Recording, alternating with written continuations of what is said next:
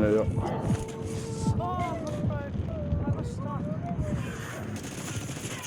Where did he hit you from? Yo, what's going on YouTube? In today's video, we're going to go over the best graphics settings for Warzone Season 2 for AMD GPUs and CPUs. All right, let's get into it. All right, so first thing we're going to do, we're going to our search bar and we're going to type game mode and we're going to go to game mode settings. Now on here in game mode settings, we'll make sure game mode is turned on to optimize your PC for play by turning things off in the background. We want to have that one turned on. Next, we go into our graphics here and click on this graphics tab. And you go change default graphics settings. In here, we want to make sure our GPU is selected as default high performance GPU. Mine's the 7900 XTX. This is what I select. That's what's on. We also want to make sure hardware accelerated GPU scheduling is turned on to reduce latency and improve performance. And we also make sure variable refresh rate is turned on. When possible, get a higher frame rate and reduce screen tearing. So that one's on as well. And optimizations for windowed games is also on. Reduce latency and use advanced features. Incompatible games by using flip presentation model. Make sure that one is turned on. And then you may need to restart your computer afterwards for these to take effect. But for now, go back into your settings and then go to Call of Duty and select right and click on it and go options and make sure it is set to high performance and that your graphics card is selected. So make sure it's high performance and graphics card selected. Click save, and then we're all done with that, and we can close and restart if you need to. Right, next we're going to check for our Windows updates. So we go search and we type updates. We go check for updates, and then we do need to click on check for updates. It may automatically do this for you, and then we need to make sure that our Windows is currently up to date with the latest version.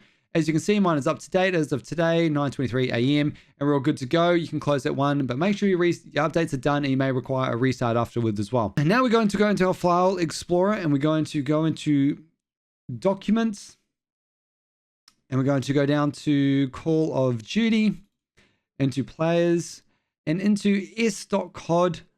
Where is it? s.1.cod.24.txt. Open with Notepad. And then you're going to press Control F to search and you're going to type thread, hit enter, and we're going to find this thread count for handling the job queue. Now, as you can see on screen, these are probably the best values to use for this thread for count for handling the job queue. So make sure you select or find your CPU that's on this list up here, and then you change it to this number right here. So you just delete, press in the number that's allocated. And for me, it's 7. And then you go File and Save, or press Control S, File and Save, and you're all done with that one. And we can close out of that. Right now, we're going to jump into our in-game settings. But first of all, if you play on a PC and you use Steam, do not use Steam. Basically, Steam is bugged. It's still currently bugged, and it gives you very bad FPS. A lot of FPS drops in the game. So if you are on Steam, make sure you switch over to Battle.net, and you're going to get a lot better performance and smoothness in the game. Basically, it's just some bug with Steam they haven't fixed yet, and it just tanks your FPS. So if you are playing Call of Duty Warzone and Black Ops 6, make sure you use Battle.net to play. Right now that we're in the game, we're going to press Start, and we're going to go across our settings cog, and we're going to start with the graphics settings. So for your graphics settings on a display mode, I play on full screen borderless because I have 3 monitors. I like to tab out and switch to other monitors while playing the game. But best preference is to play on full screen exclusive. This will reduce any sort of latency that you might have. Full screen exclusive is the best. Full screen borderless, not much difference really. So play on either if you've got more than one monitor. Full screen exclusive is, like I said, the best. Display monitor, make sure your monitor is selected. Mine's the MSI Mag 27040QRX, which is a 240 Hz monitor, 1440p. Display adapter, make sure it is on your GPU and not your integrated CPU graphics. Mine's the 7900 XTX, so that's what is selected. Screen refresh rate, make sure it is on the maximum. Mine's on auto or 240. Choose either one. Make sure it is on the maximum that your monitor can support. Display resolution, make sure this is set to whatever you want preference-wise. If you've got a 1080p monitor, 1920 by 1080p will be your highest. For me, 2560 by 1440 is my monitor's display resolution, so that's what we select. Aspect ratio, just set this to automatic. That's absolutely fine. Just shaders, you can restart your shaders if you need to. This will just basically do the shader preloading, and when you restart the game, it will be preloaded.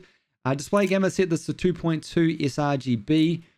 Gamma and brightness, I have my brightness set to 55. Do use this as preference because your monitor may be different and the brightness of your monitor may be adjustable based on, the quality of your monitor. Eco mode preset, we have this set to custom. VSync we have off. VSync menus we also have off. Custom frame rate, we currently have this on unlimited. However, if you go down to show more, you can change this to your monitor's refresh rate. So you can set it to 240 Hertz, which is my monitor's refresh rate. We'll lock in 240 Hertz and won't go higher than that. Same with the menu and out of custom frame rate, you can select it however you want. You can put menu rate at 60 to save some sort of stress on your GPU. But for me, I just have it on unlimited. I don't really mind. Reduce menu render resolution, we have this set to native. Pause game rendering, we have set to off. Reduce quality when inactive, we have set to off. And focus mode, we have all the way on 0. HDR, high dynamic range, we have set to automatic, which uses our operating system settings. And don't worry about HDR calibration. Over to the quality tab, in here with graphics presets, this may be set to something like one of these if you haven't already changed settings before. Once you change some settings, it will change to custom. So for render resolution, we make sure this is set to 100. That is basically our resolution that we're going to be maximizing. So it's 100% of our resolution, which we need on 100. Dynamic resolution, we have turned to off. Upscaling and sharpening, we are currently using Fidelity CAS, which is still the best a sharpening tool that is built into Warzone. We go down to show more and we have the CAS strength set to 95. So that's just the sharpening tool right there. AMD FSR 3 frame generation. Don't use this. Turn it off. It will give you extreme amount of frames, but at a cost of input latency and lag. So do not use frame generation. It's basically fake frames in between real frames to give it that sort of, more smoothness and gameplay. Mainly, this could be used for if you're playing like the campaign or something like that. But for competitive multiplayer or Warzone, we make sure we have this turned off. VRAM scale target. Now, I have changed this from previous videos. We have this set to 65. I did have this up to 80 or 90. 65 seems to be a pretty good sweet spot. We don't get too many crashes. Hopefully, they fix some of that in the season. Variable rate shading. We make sure we have this turned on. This will give you more FPS in the game as well. So make sure variable rate shading is turned on. Down to details and textures. Texture resolution we currently have set to normal. Now, if you have a lower end GPU, you can reduce this down to low or very low, which will basically reduce the amount of VRAM which is going to be used in the game. So if you've got a lower end GPU with less amount of VRAM, do try and set this to low or very low. For myself, normal is a good spot. Texture filter anisotropic, we have this set to ultra. Once again, for lower end GPU, you can drop these down. Depth of field we have off. Detail quality we have set to low. Particle resolution on normal. Bullet impacts, I have this turned on. I just like it for the immersion in the game. I prefer mine on, but you can turn them off for about a 1 or 2 FPS more on your game. So for me, turn it on. If you want more FPS by 1 or 2 FPS, turn it off. Persistent effects, we have this turned off. Shader quality we have set to low, and on-demand texture streaming we have set to optimize. Click show more, and allocated cache size I have this set to the max at 64. Local texture streaming we also have set to low. Shadow and lighting, shadow quality we have set to very low. I don't really need too much shadow quality going on, so I've set to very low. Screen space reflections off. Occlusion and screen space lighting we have set to off. Screen space reflections on normal. Static reflection quality on low. The environment tessellation we have set to off. Volumetric quality on low. Deferred physics quality are off. Weather grid volume quality off, and water quality we have off as well. And then we go over and hit apply. Into the view tab, we have our field of view set to 120. This is based on your preference. However you play Call of Duty video games, you can have it set somewhere between 107 and 120 seems to be the best to maximize aim assist and to give you that better field of view. So for me, I've always played a 120, so that's what I stick to. Don't try and change this one too much. If you play one game at 107 and the next game 115, it's going to throw you off. So just set it to what you normally would have it set to. ADS field of view, we make sure we have this on affected. Weapon field of view we have set to wide, and third person field of view we have on 90 as well, with vehicle field of view set to wide also. Weapon world motion blur, we make sure this turned off. We don't want blurs in the game. Weapon motion blur we also have turned off. Third person camera movement at least 50%. Third person camera movement at least 50%. Third person ADS transition timing as third person, and inverted flashbang. I prefer just a black screen when I get hit with the flashbang rather than the blinding light of a white screen. So if you're playing at 2 a.m. in the morning, you don't want to be blinded by a bright lights, have this set to on and it will give you the dark black screen instead. Right, over to our controller settings. So I play on controller. I have played a mouse and keyboard before, but we're currently playing on controller. Button layout, I have mine set to tactical. This may be on default for you. This is just how I've always played and how I have my controller set up. So this is by preference. Stick sensitivity. This is once again preference. There is a table on screen right now which will show you how it used to be with the values of 1 to 20 converted into the 1 point decibel numbers here. 1.4, 1.2 seems to work best for me. The reason why I have 1.2 on the vertical is I don't find it easy to control, and when I'm shooting an enemy, instead of like trying to snap up too much, I'm not doing too much of that. So I have this set to a little bit lower, gives me a bit more control on the vertical. Simplify control presets off, lower motion strain preset off, bumper ping off. If you play with your left trigger and right trigger as the top and bottom, you switch them around, you can invert these. Controller vibration we turn off. We don't need the rumbling controller vibration when we try and play competitive games. Dead zone inputs, these are very, very important. You want to try and get your left stick minimum and your right stick minimum as low as possible till you don't have stick drift. So for me, I don't have stick drift at all on this controller. It is one of the best controllers you can buy from Bud's Controllers. So I have 0 stick drift, so I have mine set to 0 for left stick min, and right stick min also set to 0. Left stick max we have set to 60 and right stick max set to 99. Now these are very important. Also your left trigger and your right trigger, make sure these are put all the way down to 0 to give it the fastest response time when you are pulling the ADS and shoot button. Over to the aiming tab, sensitivity multiplier. The only one we change in here is ADS sensitivity multiplier, which we put on 0.85. So you can put that on that if you wish. Look conversion on foot standard, we just have it on standard. Aiming advanced settings, we want to aim ADS transition timing to set to instant. Third person ADS correction on assist. Aim response curve type, we have this currently set to dynamic. This has always been like this. This is what the pros plays. This is what you should use as well. And we have the aim response curve slope set to 1. We don't mess with that one because it basically reduces the quality of the dynamic curve type. So we don't want to mess too much with the curve slope particularly. Custom sensitivity resume, I don't use this at all, so make sure that one's turned off. Target aim assist, we obviously want this on if you're playing on a controller, and your ADS aim assist as well. So if your ADS, it's giving you the aim assist, and when you're targeting on a enemy, say you're hip firing or text dancing, we also want that one on as well, because I mean that is why we play on a controller, isn't it? Motion sensor behavior we have off. Motion sensor settings, you can mess with these. I wouldn't do too much in here. We don't really need to mess with that. Over to the movement. Sprint assist, we have set to tactical sprint, and your sprint assist delay down to 0. Sprint assist sideways and backwards we both have turned on. This gives you the best fluid movement in the game. Mental assist we currently have off. Crouch assist off. Corner slice, so this was new with the Black Ops 6 integration where you sort of lean left and right when you approach a corner. I didn't like it. You may like it. I have mine turned off, but use your preference. Slide dive behavior, you can set this to hybrid if you wish to slide and dive using the joysticks. I keep diving too much when I didn't want to, so I put this on slide only. Sprint restore, we have this turned on, allows you to resume sprinting after various actions without being required to press the left stick again. I just like that on. Slide maintain sprint, we also have that on as well because we want to carry on our sprint after our slide. Parachute behavior, we have this turned off because when we're falling in, we can actually get closer to the ground by having this one off. Mental cancels reload, we also have off. Movement advanced settings, in here we only change this one here. Tactical sprint activation, we put this on single tap to run. Plunging underwater, we also have set to free as well instead of using our triggers to go up and down. And sprinting door bash, make sure this one is turned on. Vehicle behavior, I haven't really changed anything in these vehicle behaviors, don't really need to.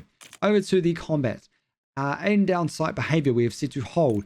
Toggle tactical stance behavior, we have set to on toggle. Tactical stance activation, ADS plus down button.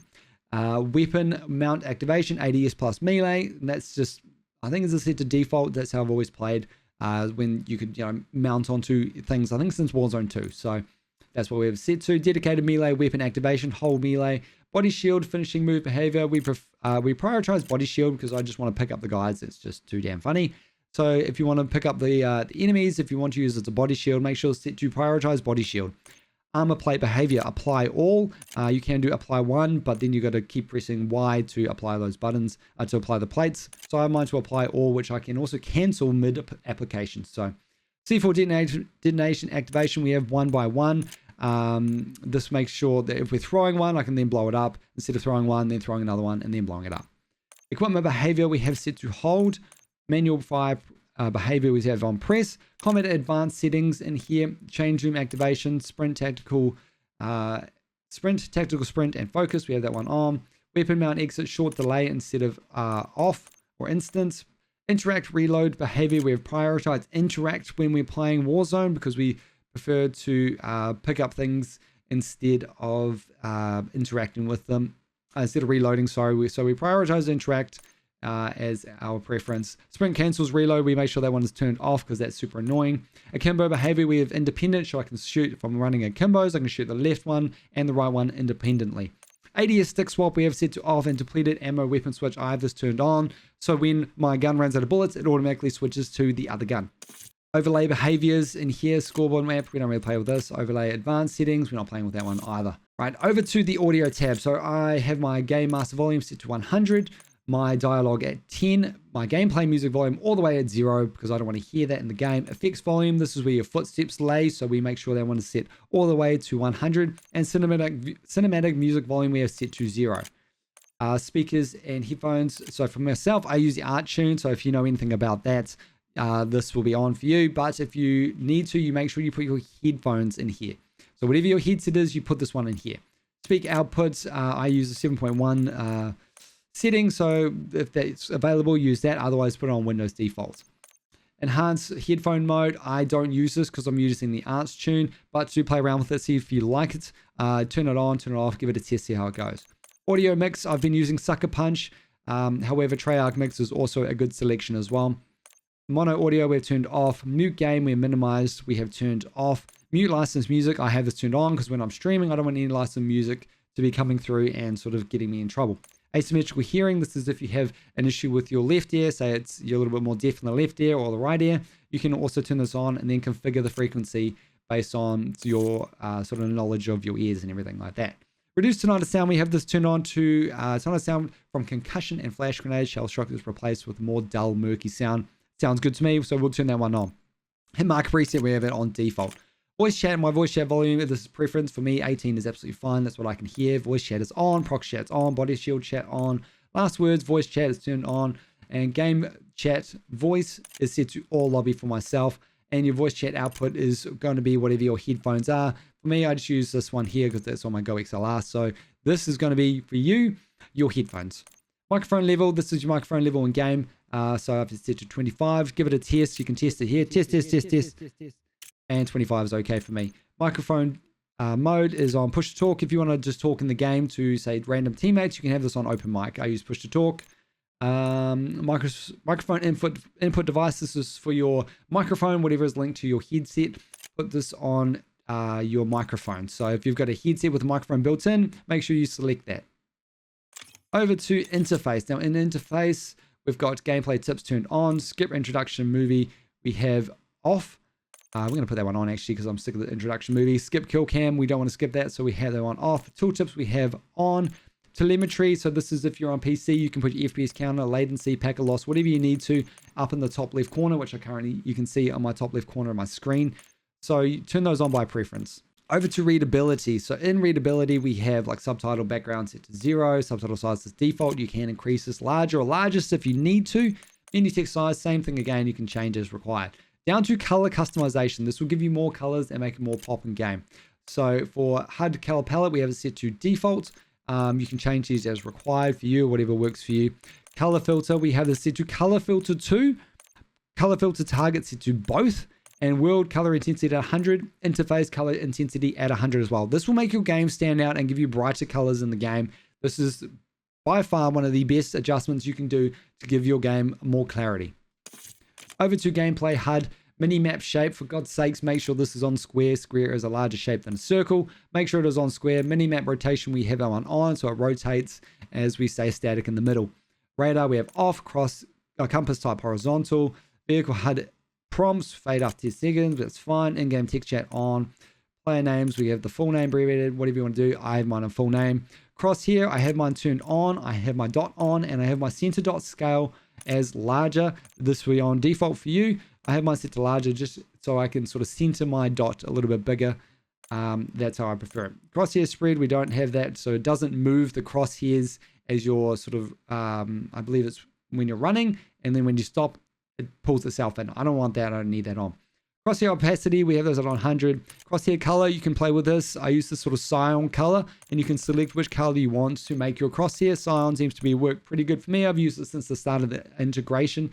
So cyan's pretty good, or you can try red or green or whatever's going to work for you, basically. All right, so that is everything for the in-game settings. Next, we're going to get into the AMD Radeon software, which we'll be able to change some settings in there to make the game pop out more in color and give you more performance as well. So let's get into it. All right, so here we are in the AMD Adrenalin Radeon software. So first thing we're going to do, this is your home page. We're going to go over to the right side here and click check for updates and see if there is an update for our drivers. So the current driver is 24.12.1. Mine is the most up to date. If yours is not up to date, do the driver install and update. It is by preference that is going to be better for your game in general. So make sure it is most currently up to date in the driver. Next, we're going to go over to the settings cog on the right here, and we're going to change and have a look at a few of these. So in here, preferred software version is recommended only. We have that on recommended only. Check for updates, we have it on automatic. However, we also have download drivers and software set to disabled. We have this on disabled because if there is an update and we're not too sure if we want to do it based on, say, information sent out by Call of Duty or anything like that, we have this one disabled so we can do it manually ourselves. Snap settings, import, export. You can import and export settings if you have a file for it. Factory reset if you want to reset everything. Issue reporting, issue detection if there's a bug or anything like that in the game. On the right side here is just some information about your hardware. So your GPU and your CPU. So there's my GPU 7900 XTX. And there's my CPU down here, the 7800X3D. And this AMD Radeon graphics is the integrated graphics, which is in the CPU. Over to display. Now in display, this is the global display colors and everything like that. So this is not specifically for Call of Duty. You can play around with these. However, we will be doing some more of that in the game. If you're going to change anything in here, make sure these are turned off. Super resolution's turned off. Scaling's off. Scaling mode, we have on preserve aspect ratio. Integer scaling set to off. Color depth, you have this on the highest possible. Mine's 8BC is what I can select. Pixel format, we have this set to RGB 4x4x4. So this is for your global settings that you may need. Over to audio and video. So these are just some default presets. We just leave that on default. And preferences over here, we can see that you can put on other things like in-game overlays, system tray menus, and all that sort of stuff. Use those by preference only. Now we go into our gaming tab. In the gaming tab, we want to find our Call of Duty. So mine's right here. And in here, I use the global gaming experience. However, if you wish, you can change these specifically for Call of Duty and any other game by doing them in here itself. So I'll go into global gaming experience, but you can change these as required. So let's run through these real quick. Radeon Super Resolution, we have set to disabled. AMD Fluid Motion Frames 2, disabled. Radeon Anti-Lag, this has been tested, and I do prefer that Anti-Lag is turned on, and that Radeon Chill is disabled. So we make sure we have Radeon Anti-Lag turned on. This is effectively the same thing as NVIDIA's Reflex Low Latency. So we make sure that one's turned on. Radeon Boost we have disabled. As mentioned, Radeon Chill disabled. Image sharpening we currently have disabled because we use the Fidelity CAT's inbuilt game sharpening. So we have this one disabled. Video upscale disabled. Radeon Enhanced Sync also disabled. Wait for vertical refresh rate, we have this set to always off. Frame rate target control is disabled. Anti-aliasing, use application settings. Anti-aliasing method as multi-sampling, that one's important. Select multi-sampling. Morphological anti-aliasing and disabled. Anisotropic filtering, we have this enabled. Now I have mine currently set to 16x, so this improves your texture clarity. So if you have a lower end card, make sure you do set this as required and do some testing on it. For me, 16x because I have the flagship 7900 XTX. If you got a lower card like a 6900, something like that, try set this to 4 or 8 or even 2 times and see how you get on. Texture filtering quality we set to standard. Surface format optimization as disabled. Tessellation mode as use application settings. OpenGL buffering disabled. 10-bit pixel format disabled. And reset shader cache. You can perform a reset if you need to, which can be quite helpful as well. Over to the performance tab. In performance tab, this will just give you some metrics about what you're running at the moment. But if we go over to tuning over here, we can see a few options. So this is how you can overclock your GPU if required and undervolt it. For me, I just leave this on default. I don't believe I need to overclock to get any more frames because I don't want to put the extra stress and any problems that might occur on my GPU. So we leave this as default. The biggest one here is the AMD Smart Access Memory. If you have an AMD GPU and CPU and they are compatible, you can have this turned on, which will give you a massive boost in performance. So if you have, once again, a GPU and a CPU, which is from AMD, and you have this option available, do turn on AMD Smart Access Memory. If we go back into our gaming tab and we go back and select Call of Duty, now what we're going to do here is we're going to change to the color settings specifically for Call of Duty because I don't want it to be involved in every game that I play or just on my main monitor. So we're not going to use the global settings for this. This is just going to be for Call of Duty color settings. So and here we'll make sure our display is selected. As you can see, I've got 3 monitors. I can see my display. One is this one here. So this is what we're going to be altering. AMD FreeSync, we have this set to AMD Optimize.